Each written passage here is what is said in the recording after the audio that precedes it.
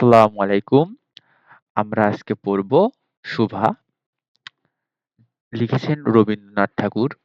তো ভিডিওটা আমি একটু আগে শুরু করছিলাম। রেকর্ড করার মনে ছিল না। তাই এখানে কিছু মার্কিং দেখতেছো। তো ওই মার্কিং লাইনগুলো তোমরা পড়বা। সুভা রবীন্দ্রনাথ ঠাকুর লিখেছেন। জন্ম মৃত্যুটা তোমরা ভালোভাবে পড়ে নিবা। আর হচ্ছে ১৯১৩ সালে যে গীতাঞ্জলি কাব্যের জন্য যে নোবেল পুরস্কার পেয়েছিলেন এটা মুখস্থ রাখবা। পিতামহ আর হচ্ছে পিতার নামটা মনে রাখবা। আর নিচে কি যে রচনাগুলো লিখছিল এই যে সোনার তরী গীতাঞ্জলি এগুলো মনে রাখবা। হয়ে যাবে। তো আমরা সরাসরি গল্পে চলে যাব।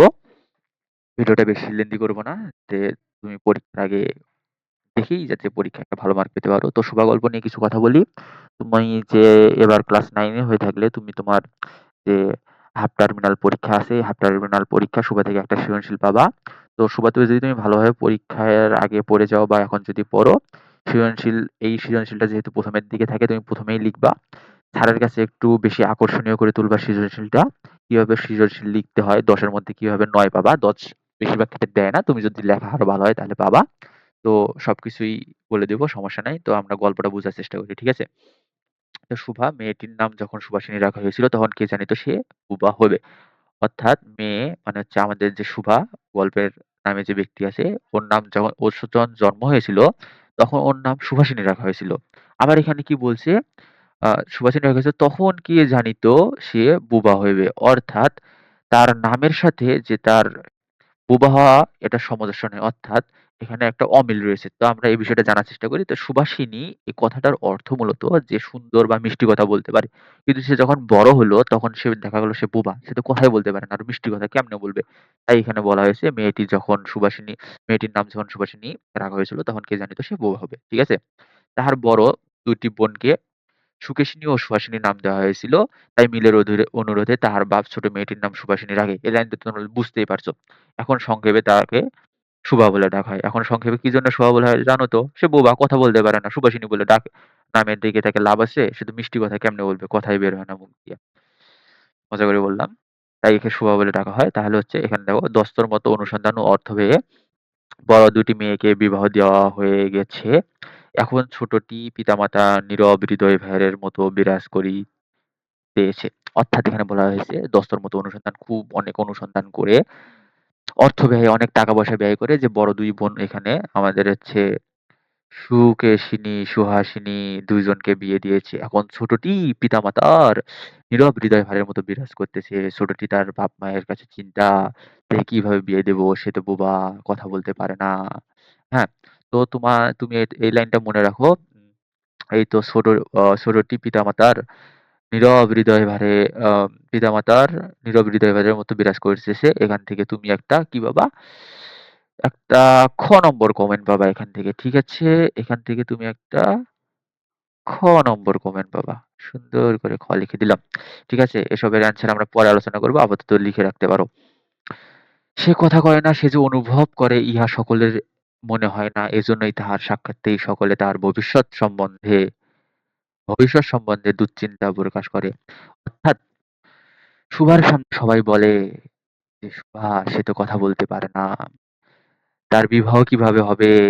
তাকে কি বিবাহ কিভাবে দেব?" তার সামনেই এসব বলে। তার ভবিষ্যৎ কি? তার ভবিষ্যৎ পড়া না বললে আমাদের মতো অন্ধকার। কিন্তু সে তো সবকিছু শুনতে পারে, কিন্তু বলতে পারে না।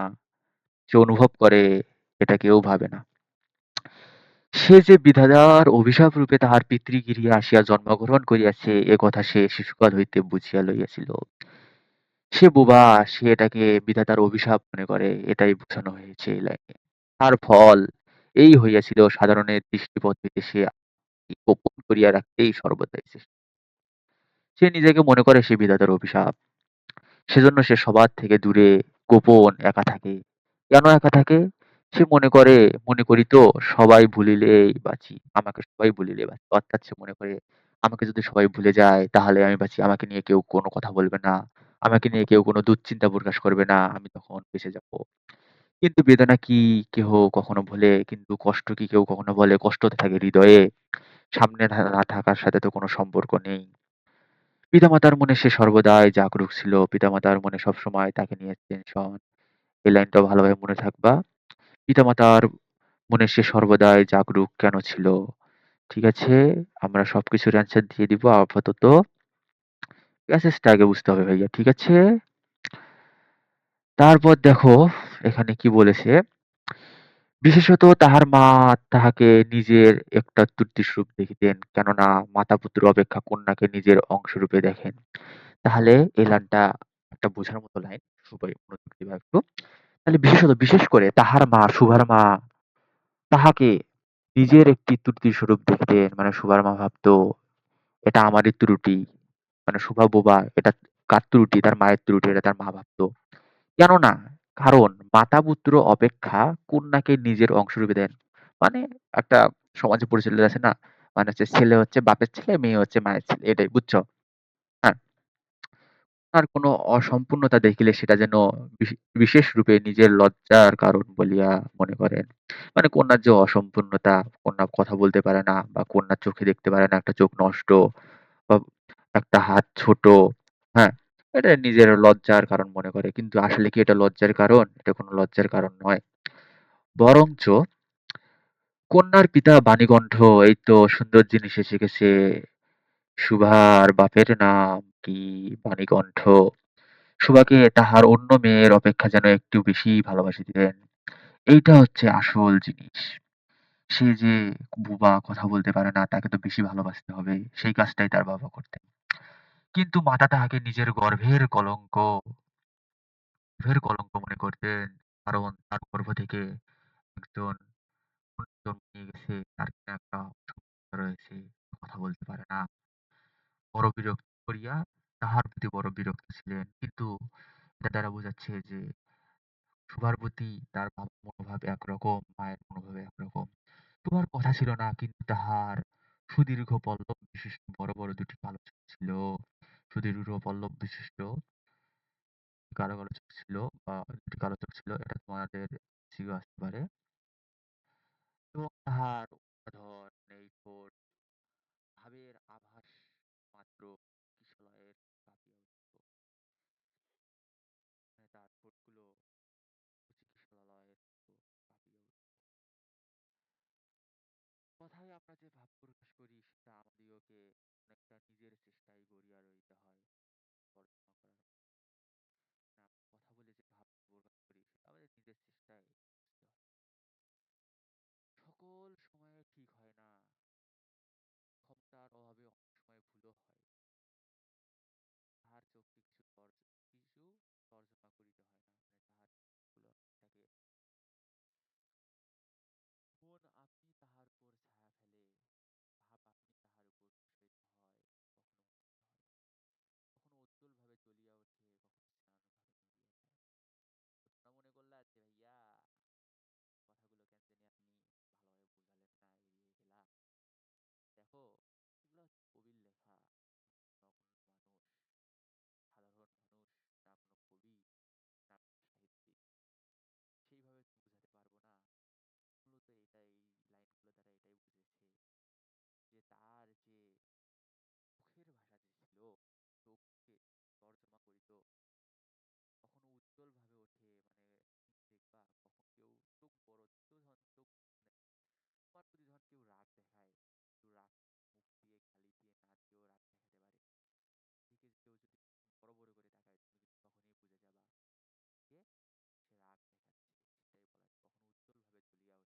আবার যখন দেখবা কারো মন খারাপ, হ্যাঁ, তার মানে একটা যে আই ল্যাঙ্গুয়েজ, আই কন্টাক্ট আছে না, হ্যাঁ, মূলত সেটাই বোঝানো হয়েছে, বুঝছো? কখনো অস্তমান চন্দ্রের মতো অনিমেষ চাহিয়া থাকে, এইভাবে ওই যে আমরা বলি না এক নজর এইভাবে দেখতেই আছে, কি জানি ভাবতেছে, হ্যাঁ। কখনো দ্রুত চঞ্চল বিদ্যুতের মতো ঘুরিয়া ওঠে। মুখের ভাব বই আজন্মকাল, তাহার অন্য ভাষা নেই, তাহার চোখের ভাষা অসীম উদার। তার মুখের ভাষা নাই, কিন্তু তার চোখের ভাষা অসীম, তার চোখের ভাষা উদার এবং অতল স্পর্শী গভীর, অনেক গভীর, যেটা যে কেউ বুঝতে পারবে না। অনেক স্বচ্ছ আকাশের মতো, আকাশ যেমন স্বচ্ছ, সেরকম উদয় ছায়ালোকে নিস্তব্ধ রঙ্গভঙ্গ। এই গহীন মানুষের মতো বৃহৎ প্রকৃতির মতো একটা বিজন মহত্ব আছে। বিজন মহত্ব তোমরা জেনে নেবা। ভাই আমি জানি না। এই জন্য সাধারণ বালক বালিকারা তাহাকে এক প্রকার ভয় করিত, তাহার সহিত মিশিতে। তো এখানে দেখো,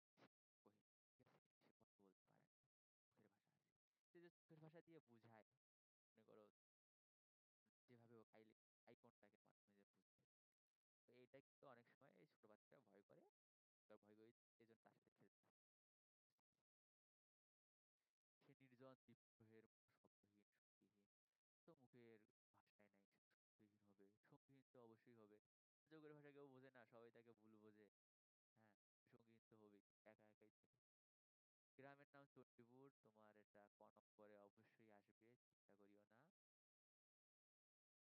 নদীটি বাংলাদেশের একটি ছোট নদী। তো বোঝানোর মতো কিছু আছে। গৃহস্থ ঘরের মেয়েটির মতো বহুদূর পর্যন্ত তার ভার নয়, মানে নদীটি ছোট। গৃহস্থ ঘরের মেয়ের মতো বলতে এই গৃহস্থ ঘরের মেয়েগুলো আছে এগুলো কিন্তু ওই যে রশি দিয়ে বাঁধা। তো রশি ছাড়া না, দৌড়ি বেড়াবে করতে হবে। নীলসা তন্বী নদীটি আপন কুল রক্ষা করিয়া কাজ করে। সে আপন কুল মানে ধারগুলো রক্ষা করিয়া সে তার বহমান। দুই ধারের গ্রামের সকলেই তাহার সঙ্গে যেন একখানা নদী। গ্রাম দুটা গ্রাম কাছেই গেছে। দ্বিতীয় পাশে গ্রাম ও পাশে গ্রাম। তাহলে দুই ধারের সাথে এই নদী সবাই নদীতে আসে, গোসল করে, রান্নার পানি নেয়, আরো অনেক কিছু জানোই তো তোমার করতে পারে। দুধারে লোকালয়, নদীর দুই ধারে লোকালয়, মানুষ এখানে বাস করে। এবং তুরুত ছায়া ঘন উচ্চ চর, নিমতল দিয়া গ্রামলক্ষ্মী স্রোতস্বিনী স্থির দ্রুত পদক্ষেপে প্রচুর হৃদয়ে আপনার কল্যাণ ভাবিলেন। বাণীঘটের ঘর নদীর একেবারে উপরে।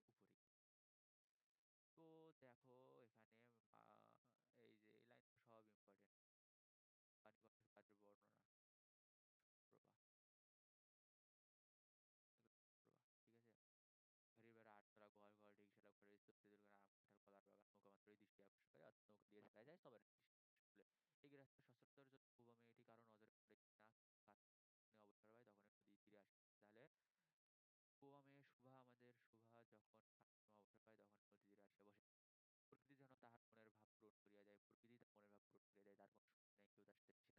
তার কোনো শক্তি নাই, কেউ তার সাথে মিশে না, হয়তো প্রকাশ করে, প্রকৃতি তার কাছে যেন তাহার হইয়া কথা কয়, প্রকৃতি তার সাথে সায় দেয়, তার সাথে কথা বলে, পক্ষে কথা বলে। নদীর কলধ্বনি, নদীর যে কলধ্বনি, পানির বুকের কোলাহল, মাঝির গান, পাখির ডাক, তরুণ মর্মর সমস্ত মিশিয়া চারদিকের চলাফেরা আন্দোলন সহিত এক হইয়া তরঙ্গ রাশির ন্যায় বালিকা চির স্তব্ধ হৃদয় বুকুলের আসিয়া ভাঙিয়া সবকিছুর সাথে তার সাথে একটা সখ্যতা গড়ে তুলেছে।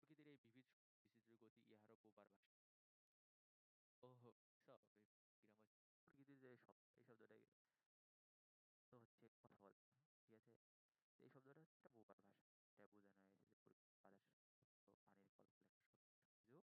এই ভাষাটা হচ্ছে শোভা বোঝে, ভাব বিনিময় এক ভাষা। পরপর খুব পল্লব বিশিষ্ট সুপারিশ ভাষা তাহারই বিশ্বব্যাপী। ঝিল্লির রবপূর্ণ তৃণভূমি হইতে সংস্কৃত নক্ষত্র পর্যন্ত কেবল ইঙ্গিত ভূমি পুরাতন দীর্ঘ নিঃশ্বাস। এবং মধ্যাহ্নে যখন মাঝিরা জেলেরা খাইতে যাইত, গৃহস্থরা ঘুমাইতো, পাখিরা তাদের ডাকিত না। এই জিনিসগুলো মনে রাখবা, কি কি ঘটতো, ঠিক আছে। ঠিক আছে।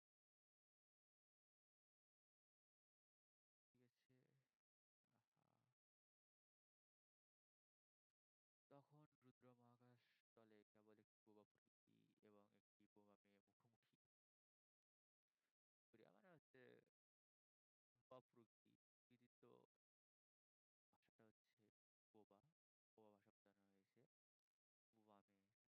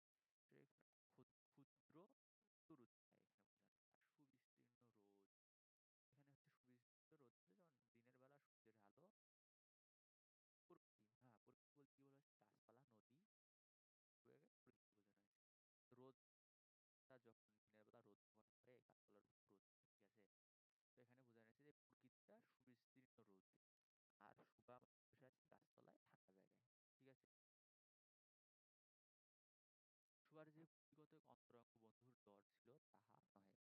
ফলে ২ টি গাভী তাহাদের নাম সর্বস্বী ও গাঙ্গুলি মুখস্থ। কোন কথা নেই। সায়েন্সের স্টুডেন্ট বাংলা কম করে মার্ক বেশি পাইতে হবে। সে নাম বালিকার মুখে তাহারা কখনোই শুনো নাই। বালিকা কথাই বলতে পারে না। তার মুখে নাম শুনবে। সে মনে, মনে নাম দিছে মনের ভাষা তার। কিন্তু তাহার পদসত্ব সে যে হেঁটে, হেঁটে ওই গরু ২ টার কাছে গাভী ২ টার কাছে যায়, তাহারা চিনিত অর্থাৎ এই গরু ২ তাহার কথাহীন একটা করুণ সুর ছিল, তাহার মর্ম তাহার ভাষার অপেক্ষা সহজে বুঝিত। তাহলে তার কথা মানে সে যে কথা বলে না, তাও তার একটা সুর ছিল। সে যে পা দিয়ে হেঁটে আসতেছে একটা সুর। এটাই বোঝানো হয়েছে সুধা কখন তাহাদের আদর করিতেছে, কখনো ভর্ৎসনা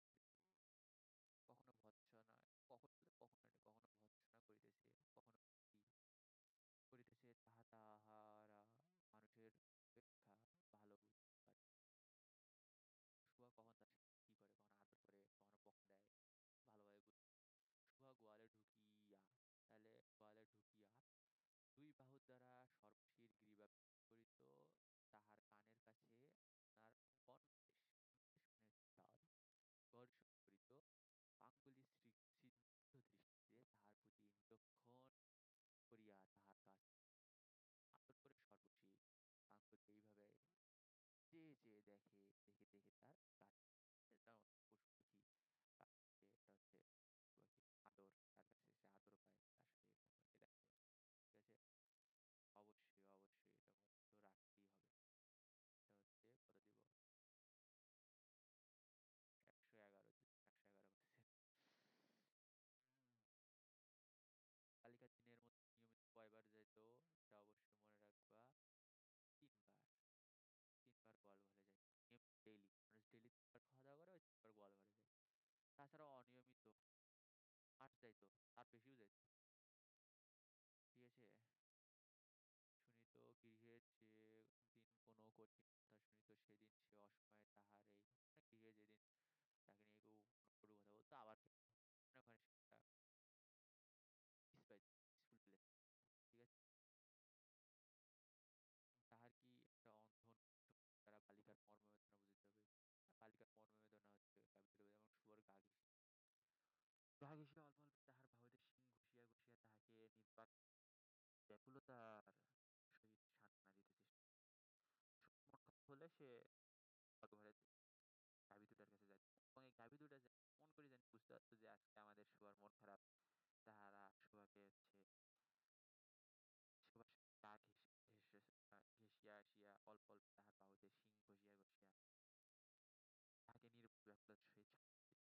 তারা তার সাথে শিং দিয়ে ঘষিয়া ঘষিয়া গা ঘেঁষিয়া ঘেঁষিয়া হ্যাঁ তাই সান্ত্বনা দিতে পারি। ইহারা ছাড়া ছাগল ও বিড়াল শাবক ছিল। গাভী দুটো ছাড়াও তার হচ্ছে ফ্রেন্ড ছিল হচ্ছে ছাগল, বিড়াল, শাবক। কিন্তু তাহাদের সহিত সুবার ঐরূপ সম্পর্ক ছিল কিন্তু সমভাবে অতটা যে সুন্দর ছিল বইয়ে লেখার মতো যে একটা তথাপি তাহার যথেষ্ট অনুগত্য প্রকাশ করিল। তার আনুগত্য ছিল কথা হ্যাঁ। তার দিনে এবং রাত্রে যখন সুভার পরম পোল্ট্রি নিঃসঙ্গতে অধিকার ক্রিয়ার আয়োজন করিত এবং সুভা তাহার গ্রীবা ও পৃষ্ঠে কোমল আঙ্গুলি বুলাইয়া দিলে তাহার পোষণের বিশেষ সহায়তা হয়। ইঙ্গিতে এরূপ অভিপ্রায় প্রকাশ করিত। উন্নত শ্রেণীর জীবের মধ্যে সুভার আরো একটু সুখ হয়েছে। এবার দেখো এতদিন তো খালি পশু পাখি ছিল, প্রকৃতি ছিল, হ্যাঁ মানুষ নাই, সুভার সাথে কেউ কথা কয় না, এটা কোনো কথা হলো? আছে, অনেক কিছুই আছে। কিন্তু তার সহিত বালিকার ঠিক কিরূপ তাদের সম্পর্ক কিরূপ ছিল সেটা জানা বা নির্ণয় করা অনেক কঠিন। কারণ সে ভাষা বিশিষ্ট জীব। এদিকে আমাদের সুভা হচ্ছে ভাষা নেই। ঠিক আছে? আর আগে যে ফ্রেন্ড ছিল প্রকৃতি, প্রকৃতির ভাষা বোবা, সুভাও বোবা। গরু কথা বলবে না, গরু বোবা, সুভাও বোবা। হ্যাঁ? এটা ছিল। যেটা আছে ওরা কথা কবার পায়। শুভ কথা কবার পায় না। তাহলে কেমনে? ভাষা তো নাই। একজনের ভাষা আছে, একজনের নাই। সম্পর্ক কিরূপ এটা তো জানা অনেক কঠিন ব্যাপার-স্যাপার, হ্যাঁ? প্রেম ভালোবাসা নাকি? হ্যাঁ? সেটা তোমরাই অনুভব করে নিও। তো এগুলো অনেক ক্লাস 9 বইরা গজাইছে কেবল। আছে গোসাইদের ছোট ছেলেটির নাম প্রতাপ। তাহলে প্রতাপের নামটা অবশ্যই এখানে বুঝে গেছো। হ্যাঁ?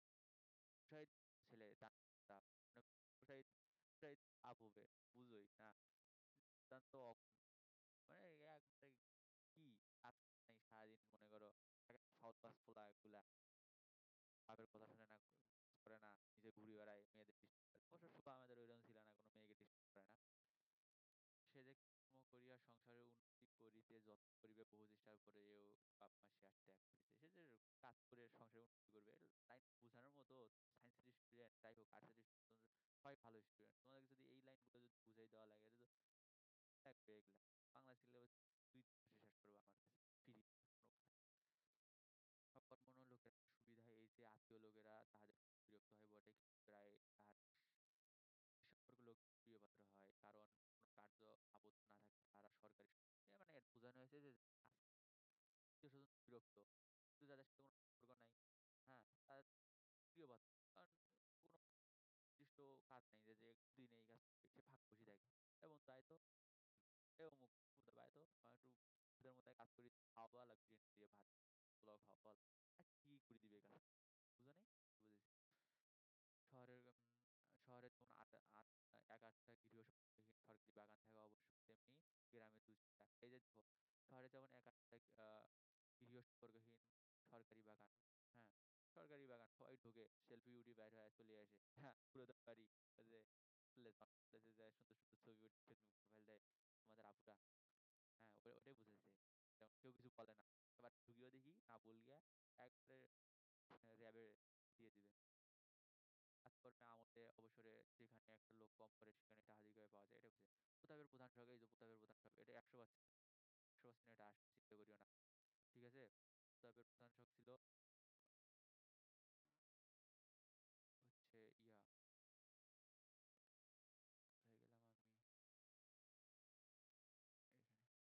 ছিপফেলিয়া মাছ ধরা ইহাতে অনেক সময় সহজে তাই অপরাহ্নে নদী তীরে ইহাকে প্রায় ওয়েট করে।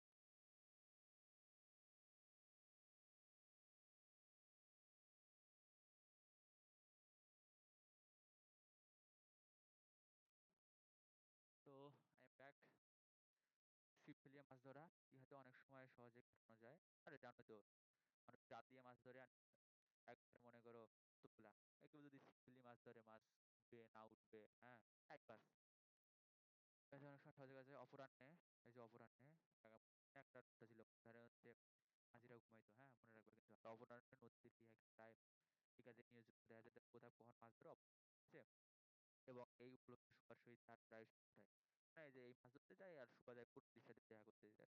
যা হয় আরকি সাক্ষাৎ। যেকোনো কাজে নিযুক্ত থাকা সঙ্গী পেলে প্রতাপ থেকে ভালো ভালো সঙ্গী পেলে প্রতাপ থেকে ভালো সবাই তো খোঁজে। তবে হালাল হারাম বুঝতে হবে। মাছ ধরার সময় বাক্যহীন সঙ্গী সর্বাপেক্ষা শ্রেষ্ঠ। এজন্যই প্রতাপ সুভার মর্যাদা বুঝিত। এজন্যই সকলেই সুভাকে সুভা বলিত। প্রতাপের আদর সংযোগ করিয়া সু বলিত। এই সু কিন্তু তোমাদের হচ্ছে রোনালদো ফ্যানের ওই সু নয়, বুঝতে পাইয়া? হ্যাঁ, এগুলো পড়াশোনার মধ্যে কি জানি বলে? সিউ না সু।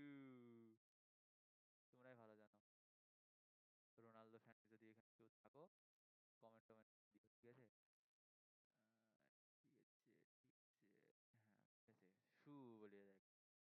সুভা তেঁতুলতলায় বসে থাকতো। সে কোথায় বসে থাকতো এটা মনে রাখবা। তলায় বসে থাকতো।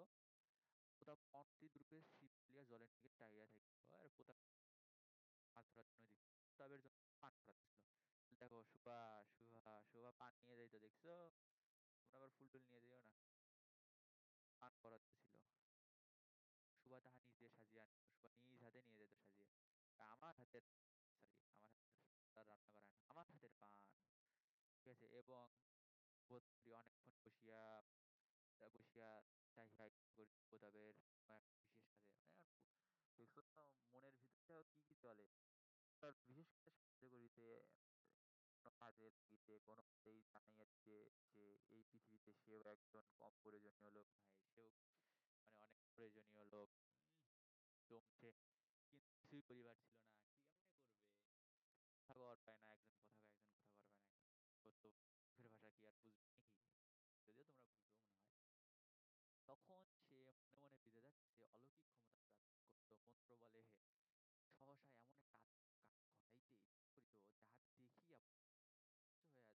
বলল, তাই তো আমাদের সুবীর এত ক্ষমতা। মানে সে যাচ্ছে একটা অলৌকিক ক্ষমতা আবিষ্কার করেছে। যে মন্ত্র বলে, মন্ত্র যেকোনো একটা মন্ত্র বলে, সে এমন একটা কাজ করবে যেটা দেখে সুভা তার ত্রাস খেয়ে যাবে। সরি সুভা যদি প্রতাপ ত্রাস খেয়ে যাবে দেখছো? সেই সময় এই ত্রাস ছিল। মানে এই তো মনে করো যুদ্ধ যখনই হবেই তখন তো ত্রাস খায় মানুষ, তাই না?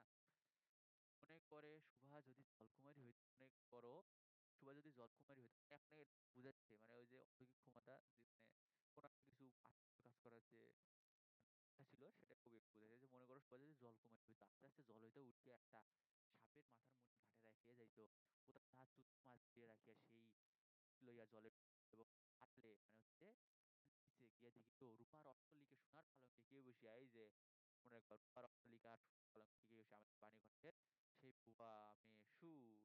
তাহলে সুভাকে সু বলে যাকে প্রথম মনে গভীর নাম সু বলতে পারে না।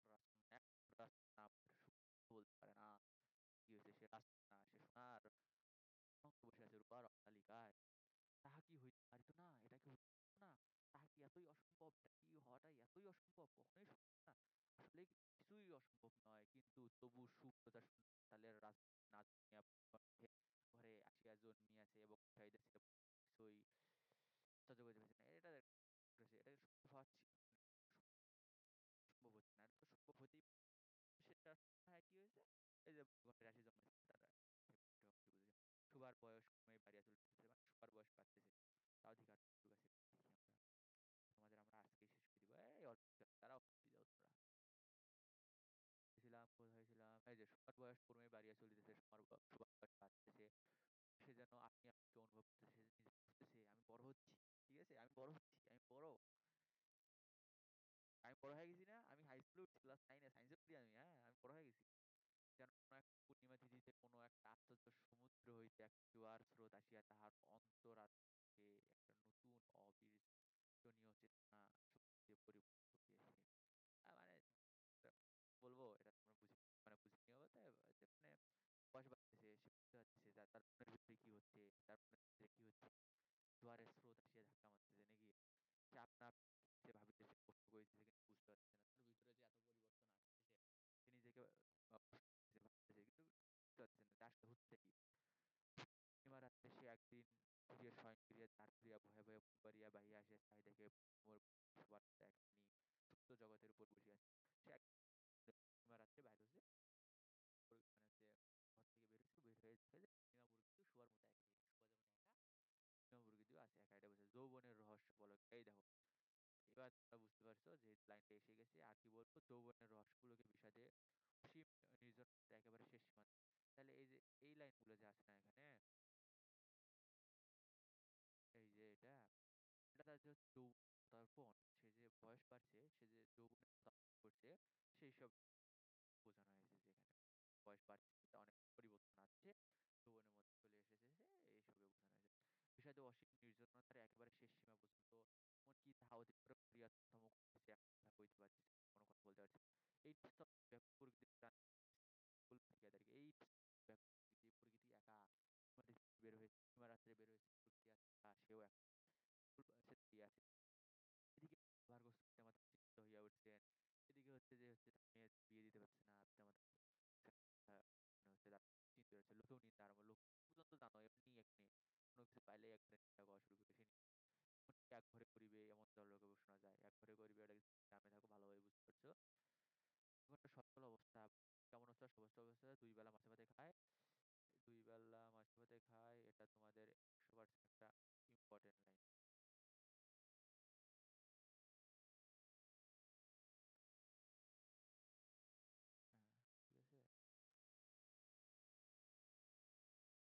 স্ত্রী পুরুষের বিস্তৃত পরামর্শ হইল, তোমার বাপ মায়ের খুব বিস্তৃত পরামর্শ চললো কি করা যায়, কি করা যায়, কিভাবে কি করা যায়, ঠিক আছে?